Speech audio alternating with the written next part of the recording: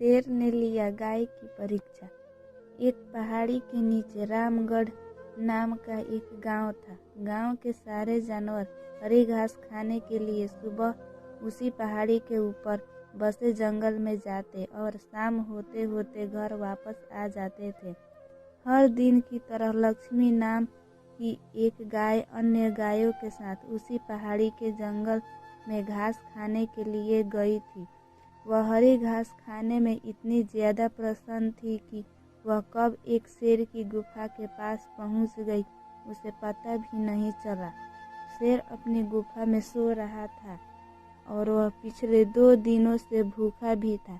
जैसे ही लक्ष्मी शेर की गुफा के पास पहुंची, गाय की खुशबू से शेर की नींद खुल गई। वह शेर धीरे धीरे गुफा से बाहर आया और गुफा के बाहर गाय देखकर खुश हो गया। शेर ने मन ही मन सोचा कि आज उसकी 2 दिनों की भूख मिट जाएगी। वह इस तंदुरुस्त गाय का ताज़ा मांस खाएगा और यह सोचकर उसने एक तेज दहाड़ लगाई। लक्ष्मी शेर की दहाड़ सुनकर डर जाती है। जब वह अपने आसपास देखती है तो वहां दूर दूर तक उसको कोई भी दूसरी गाय नहीं दिखी। जब वह हिम्मत करके पीछे मुड़ी तो उसे सामने शेर खड़ा हुआ दिखाई दिया। उस शेर ने लक्ष्मी को देखकर फिर से दहाड़ लगाई और लक्ष्मी से कहा, मुझे 2 दिनों से कोई शिकार नहीं मिल रहा था, मैं भूखा था। शायद इसलिए भगवान ने मेरा पेट भरने के लिए तुझे मेरे यहाँ भेजा है। आज मैं तुझे खाकर अपनी भूख मिटा लूँगा। शेर की बात सुनकर लक्ष्मी डर जाती है। वह रोते हुए शेर से कहती है, मुझे जाने दो, मुझे मत खाओ। मेरा एक छोटा बच्चा है जो अभी सिर्फ मेरा ही दूध पीता है और उसे घास खाना अभी तक नहीं आया है। लक्ष्मी की बात सुनकर शेर हंसते हुए कहता है, तो क्या मैं अपने हाथ में आए शिकार को ऐसे ही जाने दूं?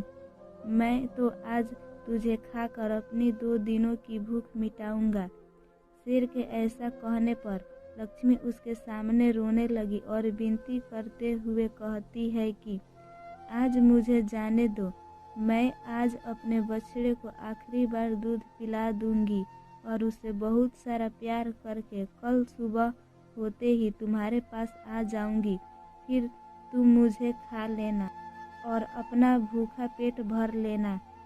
शेर लक्ष्मी की यह बात मान जाता है और धमकी देते हुए कहता है कि अगर कल तू नहीं आई तो मैं तेरे गांव आऊँगा, फिर तुझे और तेरे बेटे दोनों को खा जाऊँगा। लक्ष्मी शेर की यह बात सुनकर खुश हो जाती है और शेर को अपना वचन देकर गांव वापस चली जाती है। वहां से वह सीधे अपने बछड़े के पास जाती है, उसे दूध पिलाती है और बहुत सारा प्यार करती है। फिर बछड़े को शेर के साथ हुई सारी घटना बताती है और कहती है कि उसे अब अपना ख्याल खुद ही रखना होगा। वह कल सुबह होते ही अपना वचन पूरा करने के लिए शेर के पास चली जाएगी। अपनी माँ की बातें सुनकर बछड़ा रोने लगता है।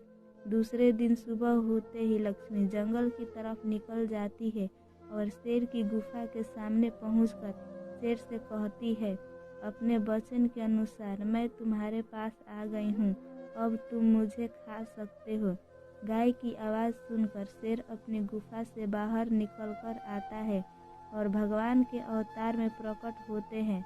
वह लक्ष्मी से कहते हैं, मैं तो बस तुम्हारी परीक्षा ले रहा था, तुम अपने वचन की पक्की हो। मैं इससे बहुत प्रसन्न हुआ।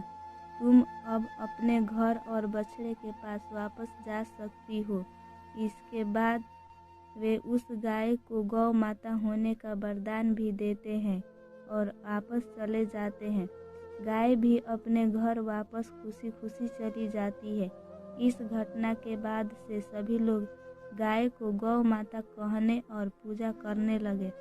इस कहानी से हमें यह सीख मिलती है कि हमें हमेशा किसी दूसरे को दिए वचन का पालन करना चाहिए, चाहे वह वचन छोटा हो या बड़ा, और हमें अपने कहे बातों पर हमेशा अड़िग रहना चाहिए। आशा करती हूँ कि यह कहानी आपको बहुत अच्छा लगा।